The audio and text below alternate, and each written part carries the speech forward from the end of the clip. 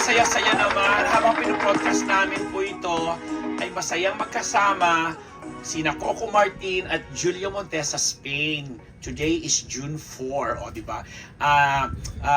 Isa nga sa mga nagpatunay niya dahil nakasabay yata sa eroplano ng isang businesswoman na nakilala rin naman, alam sa showbiz ang pangalan na si Miss Pinky Tobiano. Nag-post nga siya na parang nakasabay niya sa eroplano papuntang Spain ang mag-partner, o di ba? Gagamitin ko yung term na mag-partner, o di ba? Alam mo yan, Mami Pearl Rubio.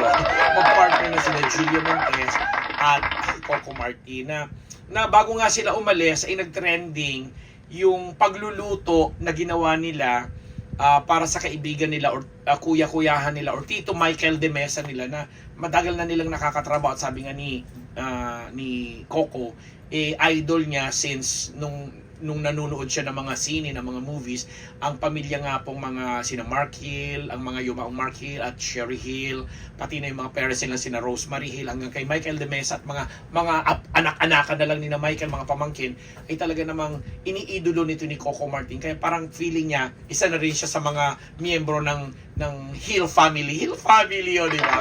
So anyway, pinag-usapan nga yung pagluluto na ginawa nila kasi alam naman natin si Julia napakamahilig nitong magluto, and dun sa kusina nila makikita mo talaga aligaga, busy. Tapos meron pa akong picture na nakita doon na si Coco Martin, yung parang yung maliit na lechon or baboy na binukaka niya, tapos nilagyan ng mga nag-stuff siya ng mga kung ano ng mga palaman sa loob na ang sarap-sarap na parang nakakainggit. So ang punto lang po natin dito sa tinagal-tagal ng panahon, hindi naman natin kailangan ng marinig ang pag-amin sa kanila na kung magkasama na ba sila sa isang bahay, kung totoo bang may dalawa o tatlo na silang anak or whatsoever. Di ba? The fact na pinapakita nila sa madlang people, sa mga tabarkad, sa lahat ng mga tao na masaya sila at nasa isang lugar sila habang ginagawa nila yung pagluluto para sa kanilang mga kaibigan. Nakita ko pa doon ang aking dear friend na si Direk Albert Martinez na nag-i-enjoy plus yung iba, sina Jan Estrada.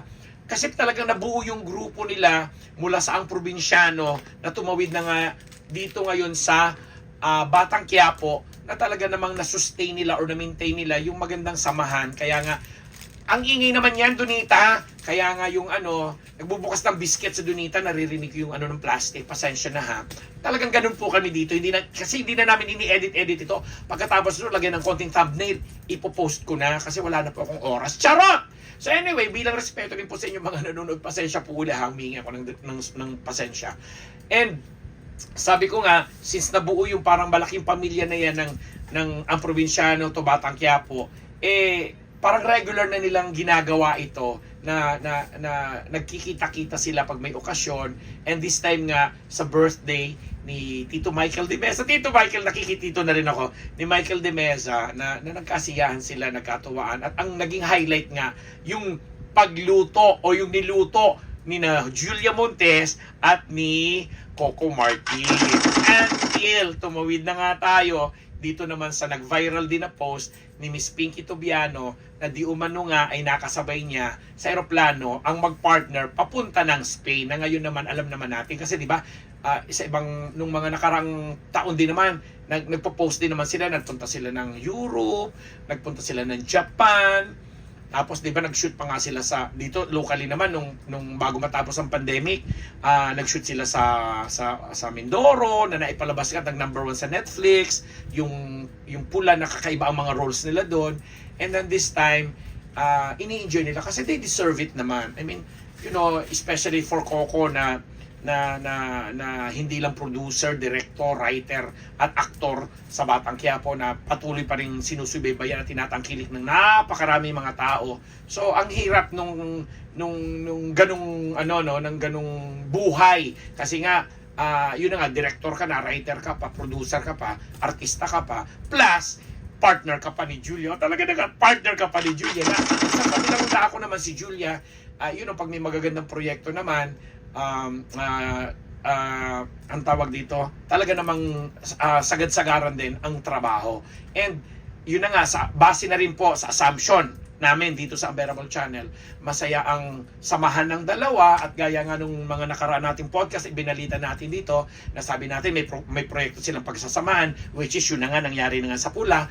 May mga ibang endorsements silang pagsasamahan together. At eto nga, magkasama na naman sila uli sa bakasyon nila sa Spain. Hindi lang kami sure, hindi lang namin na marites kay Miss Pinky Tobiano or hindi lang na marites na Miss Pinky kung dun ba sa pagbabakasyon na yun ay kasama nila ang di umano mga naging bunga ng kanilang pagmamahalan. Kasi hanggang sa mga panahon ngang ito, wala pa lamang nakikita ang publiko na ganun sila kahuhusay na siguro mag-ayos ng kanilang mga pribado at gawing pribado.